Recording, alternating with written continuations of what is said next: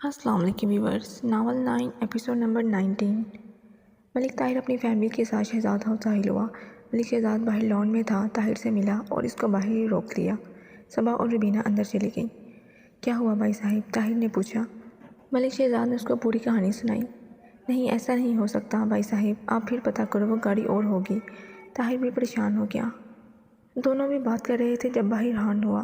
ملک شہزاد بھاگا، پیچھے طاہر بھی تھا۔ وہ گاڑی زمان کی نہیں تھی پر اندر سے وہی نکلا۔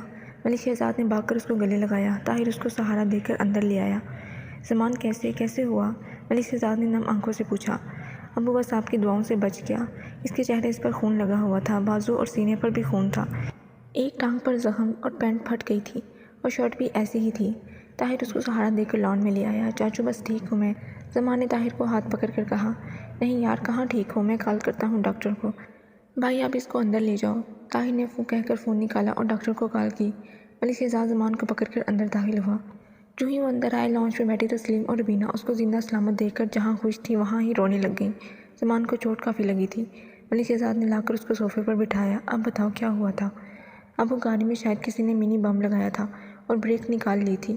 گاڑی کی سپیڈ کم تھی، مین روڈ پر میں نے سلو کر دی تو بریک نہ لگی، ڈگی سے ٹو کی آواز تیز ہو گئی۔ مجھے سمجھ لگ گئی، میں نے گاڑی روڈ سے اتار دی اور چھلانگ لگا دی۔ پر گاڑی کے حادثے سے نقصان تو ہوا پر لوگوں کی جان بچ گئی۔ میری تو بس یہ سب رگڑیں لگی ہیں، ٹھیک ہوں میں۔ زمان نے ساری کہانی سنائی۔ جس نے بھی کیا ہے میں چھوڑوں گا نہیں۔ ملک شہزاد جلال سے کہتا ہوا پولیس اسٹیشن کال کرنے لگا۔ امی دلکش؟ زمان نے پوچھا۔ بیٹا اس کے سامنے اس حالت میں مت جانا، وہ ویسے ہی مر جائے گی۔ تم اپنے ابو سے کوئی بھی کرتا پہن لو، ایسے مت جانا، وہ کب سے انتظار کر رہی ہے، تسلیم نے بتایا۔ اچھا میں ابو کا کرتا پہن لیتا ہوں۔ زمان آہستہ سے چلتا ہوا تسلیم کے کمرے کی طرف بڑھ گیا اور خون سے بھرے ہوئے کپڑے اتار کر ملک شہزاد کا لائٹ سا کرتا پہن کر باہر آیا۔ صبا نیچے آئی تو زمان کو دیکھ کر خوش ہو گئی، بھاگ کر اس کے گلے لگی۔ بھائی شکر ہے آپ ٹھیک ہیں۔ اف، آپ ہی نے اوپر رو رو کر برا حال کیا ہوا ہے۔ دلکش روم میں ہے؟ زمان نے پوچھا اور سینیاں چڑھنے لگا۔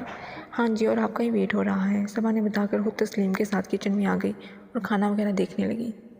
زمان آہستہ آہستہ چلتا ہوا اپنے بیڈ روم کے پاس آ گیا۔ نوک کر کے وہ جو ہی اندر داخل ہوا، دلکش اس کو دیکھ کر رونے لگی۔ زمان اس کو دیکھ کر پاس ہوا، وہ جس طرح پاس ہو رہا تھا وہ پیچھے جا رہی تھی۔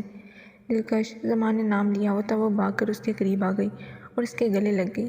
زمان تم اتنے برے ہو، اتنے زیادہ، تم نے وعدہ کیا تھا اور بھول گئے تم۔ دلکش کی رونے سے ہچکی بن گئی تھی۔ اس نے دونوں ہاتھوں سے زمان کے سینے پر مکوں کی برسات کر دی، پھر کرتے پر لگے خون کی وجہ سے وہ پیچھے ہوئی۔ زمان کیا ہوا، خون کیوں؟ اور تم کرتا کب؟ دلکش کی ساری بات آدھی رہ گئی۔ اس کے زمان کے چہرے کو تھاما۔ یا اللہ، دلکش کے ہوش خطا ہو گئے۔ زمان نے اس کو تھام کر اپنے پاس کیا۔ کچھ نہیں ہوا، میں ٹھیک ہوں، دیکھو پاس ہوں، بہت پاس، بس تھوڑی سی چوٹ لگی ہے۔ میری جان ہو تم دلکش، محسوس کرو، بہت ہیں ہم۔ زمان اس کو نارمل کر رہا تھا پر دلکش کی آنکھوں سے آنسو جھڑی تھے۔ تم واقعی میری جان لے لو گے زمان، میری سانسیں بستی ہیں تم میں، تم میرے سب کچھ ہو۔ تم یہ گھنٹہ دور تھے، میری دنیا تھم گئی۔ زمان تم کیسے اتنے بے دھیان ہو سکتے ہو؟ دلکش اس سے الگ ہوئی اور اس کا چہرہ تھام کر چوٹ دیکھنے لگی۔ ٹھیک ہوں یار، شکر کرو بچ گیا ہوں، ورنہ کچھ نہیں، سن رہے ہو نا، ورنہ کچھ نہیں، جو دل کرے بول دیتے ہو۔ چوٹ پر کچھ لگایا بھی نہیں۔ زمان کیوں مجھے مارنے پر تلے ہو؟ زمان نے اس کو بیڈ پر بٹھایا اور خود فرسٹ ایڈ باکس لینے چلی گئی، پر زمان نے روک لیا اور اس کو گود میں بٹھا لیا۔ ابھی مت جاؤ کہیں بھی، میرے پاس رہو۔ مجھے لگا تھا میں تمہیں پھر کبھی نہیں دیکھ پاؤں گا، امی ابو سے نہیں مل پاؤں گا، نہ چاچی چاچو صبا، زمان نے بھولے سے بولا۔ دلکش واپس رونے لگ گئی۔ تمہیں کچھ ہوتا تو بچنا میں نے بھی نہیں تھا، تم جانتے ہو یہ بات۔ میرے دل کو کل سے پریشانی تھی، تم مانتے بھی نہیں، پر اب نہیں جاؤ گے زمان، کہیں بھی، کہیں نہیں جاؤ۔ دلکش اس کے بالوں میں ہاتھ پھیرنے لگی۔ زمان درد سے تھورک رہا۔ کیا ہوا؟ میں کچھ لے کر آتی ہوں، تم لیٹو۔ دلکش واپس کھڑی ہوئی۔ زمان کے کرتے پر خون اس کو پریشان کر رہا تھا۔ اس نے آگے بڑھ کر کرتے کے بٹن کھولنا شروع کر دیے۔ اگر کوئی آ گیا تو؟ زمان نے اس کو چھیڑ کر کہا۔ زمان اتنی چوٹ لگی ہے، میڈیسن لگاؤ پلیز، میں لے کر آتی ہوں، اور یہاں سے اٹھنا مت، دلکش کہہ کر کمرے سے نکل گئی۔ طاہر ڈاکٹر کو لے آیا تھا، وہ روم میں زمان کو دیکھ رہا تھا۔ دلکش نیچے تسلیم پاس تھی، اس کے گلے لگی وہ رو رہی تھی۔ شکر کرو اللہ کا زمان بچ گیا بیٹا، بہت ہی گندا دھماکہ ہوا ہے، گاڑی پھٹ گئی ہے، وہ جو خبر تھی وہ زمان کی گاڑی کی تھی۔ تسلیم نے اس کو حادثے کی ساری کہانی سنائی۔ تائی امی آپ زمان کا صدقہ دے دیں ابھی، دلکش نے روتے ہوئے کہا۔ ربینہ پاس آئی تو دلکش سے ملی۔ صبا نے کھانا وغیرہ لگا دیا تھا۔ امی آپ لوگ کھانا کھائیں، میں زمان کو کھلا دوں، اتنی چوٹ لگی ہے اور پتہ نہیں کچھ کھایا تھا بھی یا نہیں، ان کو روم میں دے رہی ہوں، پھر میڈیسن بھی کھانی ہے۔ ہاں بیٹا، اس کو روم میں دے دو کھانا، یہ میڈیسن کچھ دی ہے ڈاکٹر نے، کچھ میں منگواتا ہوں۔ زمان کو دے دینا اور اس کو ٹھنڈی جگہ سے دور رکھنا، زخم تازہ ہے، اکڑ جائے گا۔ ملک طاہر دلکش کو دوائی پکڑا کر خود ملک شہزاد کے پاس چلا گیا۔ دلکش نے ڈش میں کھانا رکھا اور سیڑھیاں چڑھتی اپنے روم میں آئی۔ زمان بیڈ پر نہیں تھا۔ دلکش نے ٹیبل پر ڈش رکھی اور اس کو تلاش کرنے لگی۔ مجھے تڑپانے، ترسانے اور رلانے میں کچھ کمی رہ گئی ہے۔ زمان کو بات میں پانی کھولے کھڑا دیکھ کر وہ غصے سے بولی۔ یار الجھن ہو رہی ہے، زمان نے صفائی دی۔ ابھی ڈاکٹر گیا ہے پٹیاں کر کے، اور تم؟ دلکش اس کا ہاتھ پکڑ کر اس کو باہر لے آئی۔ زمان نے شارٹس پہنی تھی۔ یار کوئی یار نہیں، چپ چاپ پہنو اس کو۔ دلکش نے ٹی شرٹ نکال کر اس کو دی۔ بیبی ڈاکٹر نے منع کیا ہے میری جان، نہیں پہن سکتا، آج یوں ہی قبول کرو، زمان پیار سے کہتا دلکش کے پاس کر کے بولا۔ اس کے سینے پر لگے خون اور پٹی کو دیکھ کر وہ سمجھ گئی۔ پھر خود اپنا دوپٹہ گیلا کر کے زمان کی چیسٹ صاف کرنے لگی۔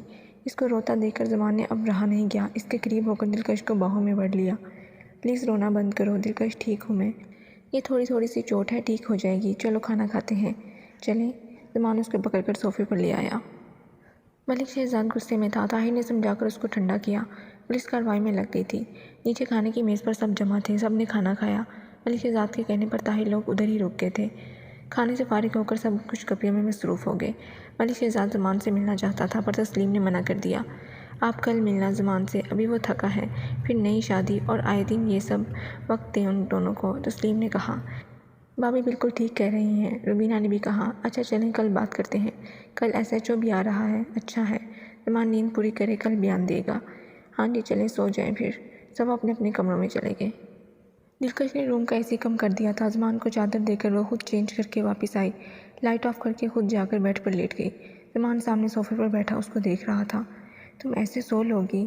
زمان نے شوق لہجے میں پوچھا اور صوفے پر تکیہ سیدھا کرنے لگا۔ تمہیں ٹھیک کرنے کے لیے میں تم سے دور رہ سکتی ہوں، اگر تم سامنے ہوگے تو۔ دلکش نے اس کی طرف کروٹ کر لی تھی۔ وہ زمان کی آنکھوں میں دیکھ کر بولی۔ اب تم تڑپا رہی ہو، ڈاکٹر نے AC کے آگے سونے سے منع کیا ہے، یہ نہیں کہا اپنی بیوی کے ساتھ مت سونا، زمان کہہ کر اٹھا اور چلتا اس کے پاس آ گیا۔ زمان پلیز نہیں، مان جاؤ نا، دلکش اس کو دور کرتے ہوئے بولی۔ نہیں مجھے یہاں سونا ہے تمہارے پاس، تمہیں حق کر کے کچھ بھی نہیں ہوگا مجھے، اگر یوں ہی الگ سو گئی تب مجھے کچھ ہو سکتا ہے۔ زمان ضد کرتا کمبل اٹھا کر اس کے بازو کراس کرتا اندر آ گیا اور دلکش کو حق کر لیا۔ زمان، دلکش اس کو بس پکارتی رہ گئی، وہ اس کے پاس باہوں میں آ چکا تھا، دلکش الگ نہ کر سکی۔ تم؟ زمان تھوڑا اٹھا اور اس کے ہونٹوں کو قید کر لیا۔ دلکش کا دوپٹہ دوسری طرف کر کے وہ بولا۔ بہت تنگ کیا نا تمہیں، سوری میری جان، اب جیسا تم کہو گی ویسا ہوگا۔ دلکش نے پیار سے زمان کو دیکھا، وہ اس کے پاس تھا، اتنا پاس کہ اس کی سانسوں کو سن سکتی تھی۔ اپنے پہلو میں لیٹے اس شخص کو دیکھ کر وہ خوش تھی، اس کے بنا وہ زندگی کا تصور نہیں کر سکتی تھی۔ کیا سوچ رہی ہو؟ زمان نے اس کو خود پر متوجہ دیکھ کر پوچھا۔ یہی کہ میری حبی کو کمبل لینا کب آئے گا، دلکش نے ہنس کر کہا اور زمان پر کمبل ٹھیک کیا۔ اچھا میں سوچ رہا ہوں کل ہم ہنی مون پر چلیں، زمان اس کا ہاتھ پکڑ کر ہونٹوں سے لگا کر بولا۔ کوئی نہیں جا رہے تم ہنی مون پر، اپنی حالت دیکھ لو، ٹھیک ہو جاؤ پھر سوچنا، ابھی مجھے میرا میاں بالکل ٹھیک کر کے دو، دلکش نے غصے سے کہا۔ تمہارا میاں بالکل ٹھیک ہے، تم ٹیسٹ کر سکتی ہو ویسے، زمان اس پر جھک کر بولا۔ کر چکی ہوں ٹیسٹ اور سارے ٹیسٹ پازیٹیو ہیں، اب پلیز سو جاؤ نا، اس کی آنکھوں پر ہاتھ رکھ کر دلکش نے شرم سے کہا۔ زمان ہنس پڑا۔ زمان اس کے کانوں میں راز کھول رہا تھا اور دلکش کے پاس سوائے اس کے قریب سے قریب ہونے کی دوسری جگہ نہ تھی۔ رات گزر رہی تھی، دونوں ایک دوسرے کی پناہوں میں کب سو گئے پتہ ہی نہ چلا۔ زمان کے کراہنے پر دلکش کی آنکھ کھلی۔